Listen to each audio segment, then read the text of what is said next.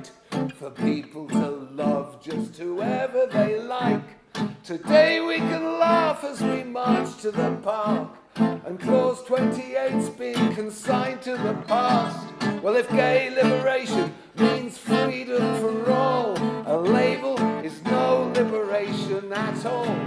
Bisexual, lesbian, transgender, gay, we're here and we're queer and we're happy to say, sing if you're glad to be gay, sing if you're happy that way. I think it's so important to let people know where we've come from.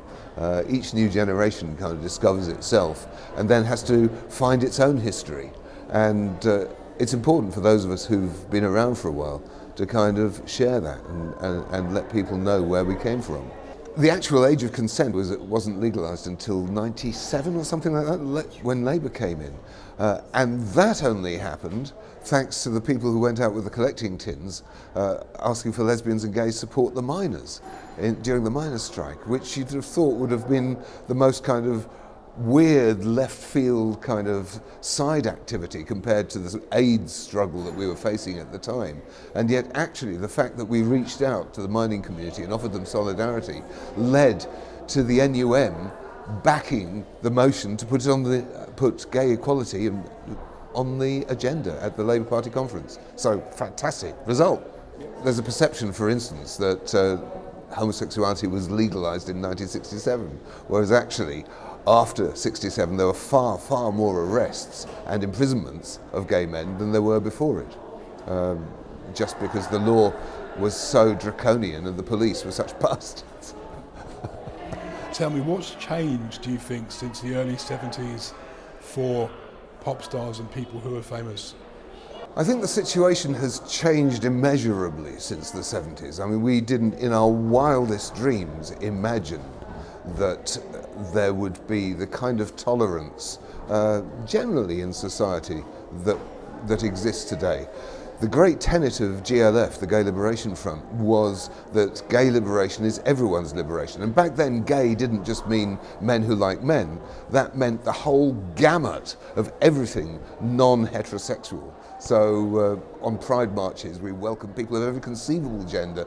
But back then, we had no way of imagining that much tolerance would come along. And GLF always said that you can't have your own freedom in separation from everybody else's. You either live in a free and a fair society or you don't.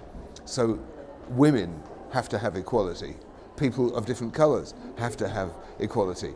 You've got to have trades unions recognised and people getting fair pay for fair work. That's all part of the struggle for gay liberation. So I think today's society, for all its drawbacks and growing inequalities that we have to fight against, is a much more tolerant and easygoing society, and much more diverse than anything we could have dared imagine in the 70s. So as a pop star coming out then, how do you think that affected other LGBT pop stars at the time? When I sang Sing If You're Glad to Be Gay, the directive was sent out, we don't play Tom Robinson records anymore. But on the other hand, it's the one song after all these years that people remember me for, that there've been other pop hits, but the one that has resonated in other people's lives and the one that has kind of led to lasting affectionate bonds between myself and other people and audiences is the fact that we did actually, with that band, go out on a limb and say, yeah, we're queer, get used to it, So I don't regret it for a moment. Do you think you coming out encouraged the pop stars who weren't out to come out? I wouldn't want to make any kind of claim about what Glad to Be Gay achieved in terms of other people coming out as artists. Actually, I was by no means the first out gay man or lesbian artist to be making records. I was only the first one that actually got in the top 20. That's the only difference, so I managed to get my head above the parapet. Loads of people made great gay records long before I came along, and I drew my strength from them. And if people like Mark Armand and Frankie Goes to Hollywood did draw some sort of strength from that, great, but they probably just did it all off their own bat, because they were a new generation of artists and they were making their own going, and society was changing. So it was easier for them, I hope. Today, for pop stars who are gay, do you think it's still an issue for them to come out? Today, there is still some level of difficulty, I think particularly for the trans community. I mean, because there's such a program there from the vile tabloid press that we have in this country, not to mention the trolls on Twitter and what have you. But it's a lot easier than what it was. And what's nice is people who are going like, I don't want to define myself. You know, I don't want to go in that box. Michael Stipe or Morrissey. We've all got so much more to us than just L, G, B or T. You know, that we are people, and real liberation will come when we don't need the boxes. Kinsey in the 40s measured the kind of 1 to 10 scale where people were exclusively heterosexual on one end and exclusively homosexual on the other. And most people were kind of varied in between and changed throughout their lifetimes, and, you know, back and forth and back again. So I think it's important to just stay open to your possibilities. We always used to say that to our straight friends who we were trying to seduce back in the days of the 70s. Come, stay open to your possibilities. And I was really so kind of taken aback when, in reverse, the same thing happened to me in the 80s. I went to a gay switchboard benefit and saw the man of my dreams across a crowded room who turned out to be a woman. And some good things happened. So, do you think that social media has an impact on raising an awareness of LGBT issues? I love the fact that social media allows us to communicate many to many, so that we don't have to go through central publishers. Back in the 70s, Gay News was our only point of contact. It was one to many. If you didn't get your copy of Gay News, you didn't know what was happening in the community, and you didn't know where your local groups were meeting. So we depended on that old publishing model of the one to the many. Today, because we can communicate many to many, we can create these groups of interests and find people like ourselves. The danger, though, that brings a danger with it, which is that we only ever mix with people who are like ourselves, and we're not exposed to views that would challenge us or to new possibilities. So it's a double-edged sword, social media. It does give us much greater access to each other, but it also tends to close us out from things that would annoy, upset, or maybe change us. Also, do you think it helps people express transphobic and homophobic views? We see from the ISIS videos just how evil as much as humanity can be spread through social media. And there's no reason why our enemies can't use it as much as we do. So yeah, it's a double-edged sword, but at the same time, it does liberate us enormously. So I wouldn't go back to depending on the old press again. Is the gay press today the same as it was in the 1970s?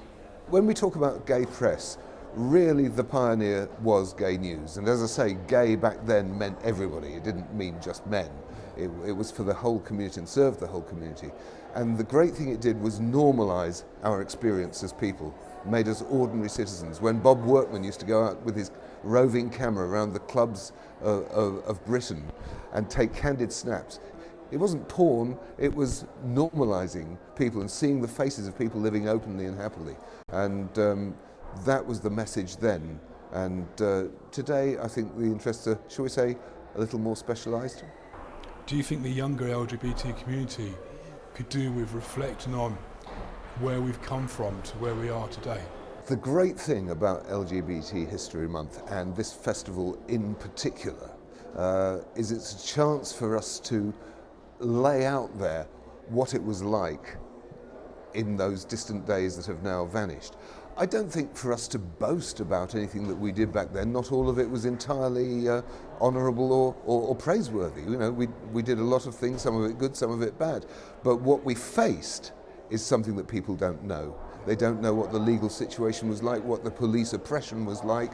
They don't know what the homophobia in the newspapers was like. They have no idea what the AIDS crisis was like, how we had all those fantastic, wonderful lovers and friends who just became old men overnight and died.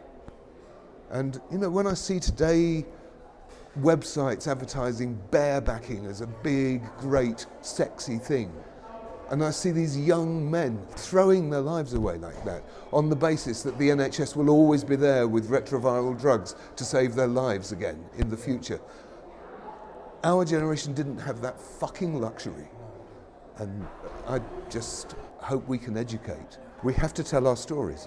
We have to tell our stories, not over how great we were, but over what we faced and what we could face again. We are at the top of the wheel. That wheel turns inevitably over 50-year cycles. Who knows where we'll be 50 years from now? We've got to always watch for our rights being eroded, for people making little inroads, little attacks, and defend liberty. The price of liberty is eternal vigilance. One more time.